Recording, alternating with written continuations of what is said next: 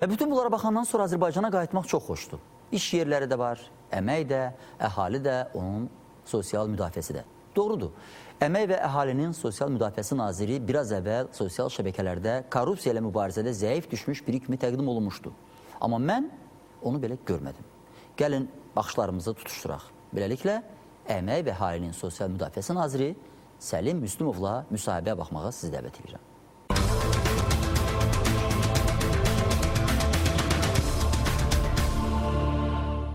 Cənab Nazir, bu saat cəmaatın dilində belə bir söhbət gəzir ki, Səlim Müslümov iclasın gedişində elan elədi ki, onun işçilərindən biri konkret olaraq alver edilmiş və o alveri də hörmətli cənab Nazirə diktafon yazı şəklində təqdim ediblər və Səlim müəllim də bununla bağlı tədbir görüb və hətta belə bir fikri də mənə çatdırdılar ki, siz həmin toplantıda etiraf eləmişsiniz ki, korrupsiya ilə mübarizə aparmaqda acizsiniz.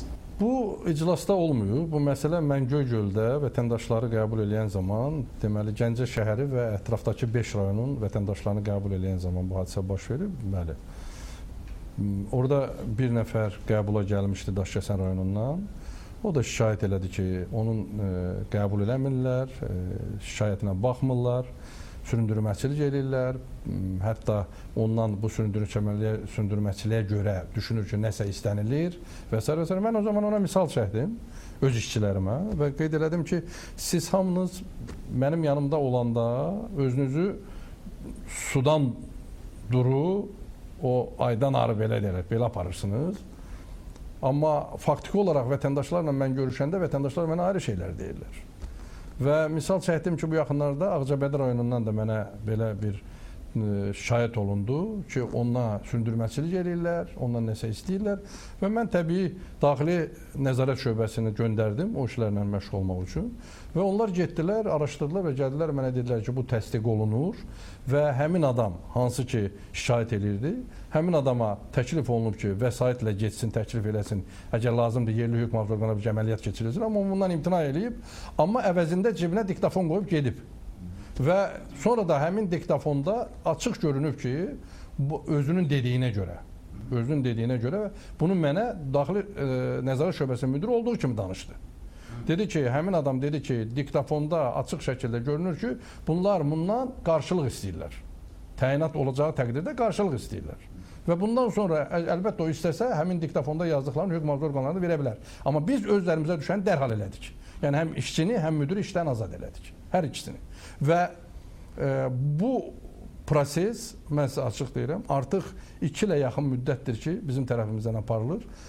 2013-cü ilin oktyabrın 22-sindən indiyə qədər bu səbəblər üzrə 768 adam işdən azad olunur.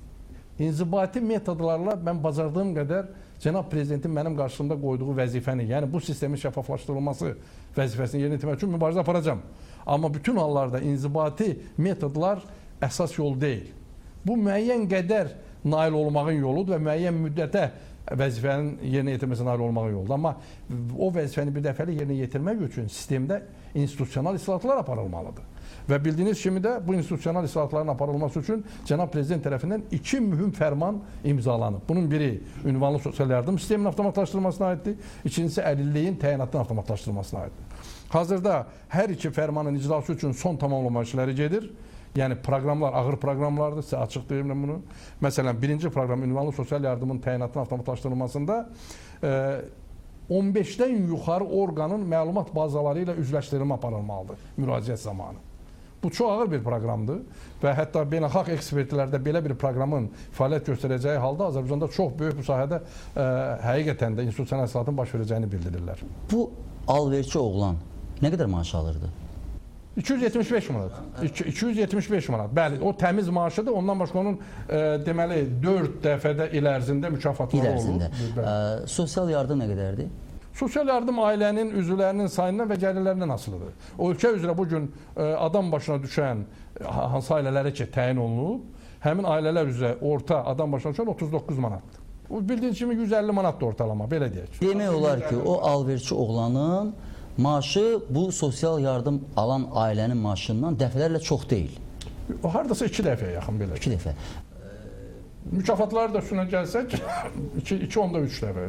Amma sizcə bu kifayətdirmi bu maaş? Xeyr, bu kifayət deyil. Məhz ona görə də biz yeni sistem indi hansı ki oluşdururuq hazırda, üzərində işləyirik. Orada həmin o insanlar ki, orada çalışmaqda davam edəcəklər, onların hər birinə planşet veriləcək, xüsusi proqramla.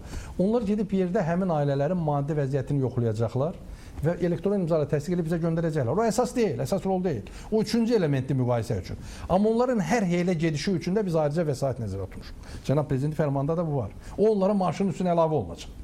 Və belə elə bunların maaşları məsələn ay ərzində tutaq ki, bu 15 ya 20 bir ailənin gedib maddi vəziyyətini yoxlayacaqsa, onda hər dəfə gediş üçün vəsait bağlı olacaq. Hər halda yəqin ki, o müraciət edən ailənin rayon mərkəzindən uzaqlığına, çünki orada nəqliyyat xərcləri var və s. Bunların hamısına görə mən elə düşünürəm ki, hardasa bir 200 manat da onların maaşlarının üstünə əlavə olunmaq imkanları olacaq. Hər halda 500 manata yaxın, 500-600 manat arasındakı bir aylıq gəlir. Ailədə hər halda 2 nəfər çalışan olmalıdır və birinin də bu nisbətən pis vəsait olmayacaq. Bir vaxtlar belə bir söz dəvdə idi ki, balıq başdan iylənir. İndi siz almırsınız və yaxud indi siz almırsınız və axı belə çıxır ki, balıq başdan iylənmir təkcə. Balığın digər iylənməli yerləri var. Bax, bu korrupsiya ilə mübarizədə sizin dediyiniz bu institusional təkliflərin, dəyişikliklərin, islahatların effektini biz hansı müddətə görə biləcəyik? Mən elə düşünürəm ki, biz bu qoyulan məsələləri bu il içərisində yekunlaşdırsaq, növbəti ilin əvvəlindən artıq o insanların ünvanlı sosial yardım ailələr təyin etmə hüquqları olmayacaq.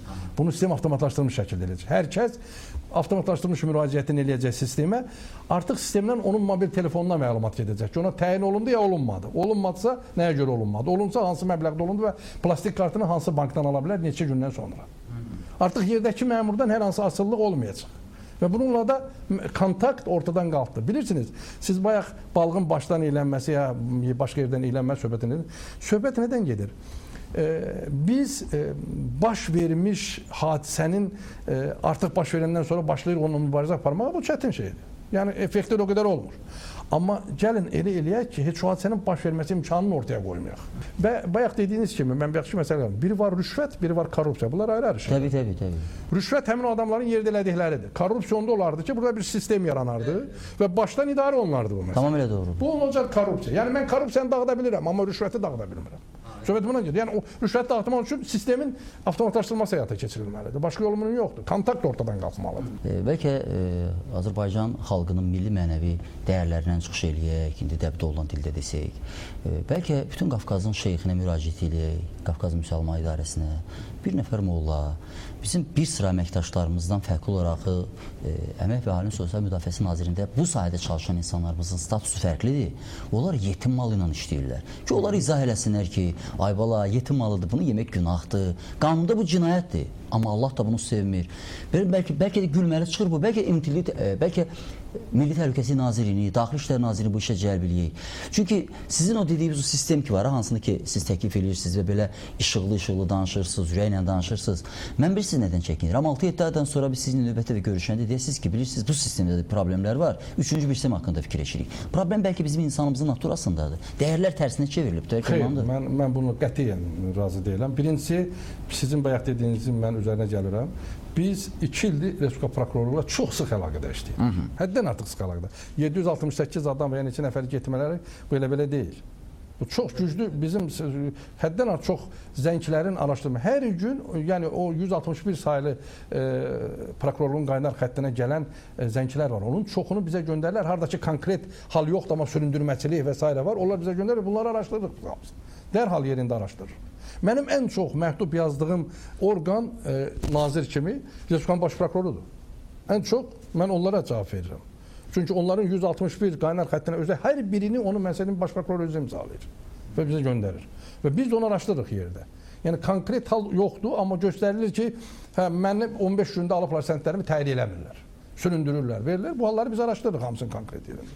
Yəni bu iş gedir, amma mən yenə sizə deyirəm. Mən iqtisadçıyam.